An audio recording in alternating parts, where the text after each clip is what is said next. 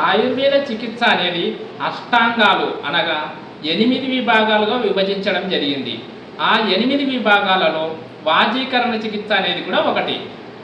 ఈ వాజీకరణ చికిత్సలో పురుషుల యొక్క లైంగిక సమస్యలైన శీఘ్రస్ఖలనం, అంగస్తంభన సమస్యలు, శుక్రకణాల క్షీణత లాంటి వ్యాధులకు పరిష్కార ఔషధాలు వివరించబడినాయి. ఈ వాజీకరణ ఔషధాలలో శుక్రజనకాలు అనగా శుక్రకణాల ఉత్పత్తిని పెంచే ఔషధాలు, శుక్ర ప్రవర్తకాలు అనగా శుక్రకణాల చలనాన్ని పెంచే ఔషధాలు, శుక్ర శోధకాలు అనగా ఇన్ఫెక్టెడ్ శుక్రకణాలను ఆరోగ్యకరమైన కణాలుగా మార్చే ఔషధాలు, శుక్ర స్తంభకాలు అనగా శీఘ్రస్ఖలనం లాంటి సమస్యలను నిరోధించే ఔషధాలు వివరించబడి ఉన్నాయి. వీటిని ఉపయోగించి మన సీతారామ ఆయుర్వేద హాస్పిటల్లో పురుషుల లైంగిక సమస్యలకు మెరుగైన ఆయుర్వేద చికిత్స ఇవ్వడం జరుగుతుంది.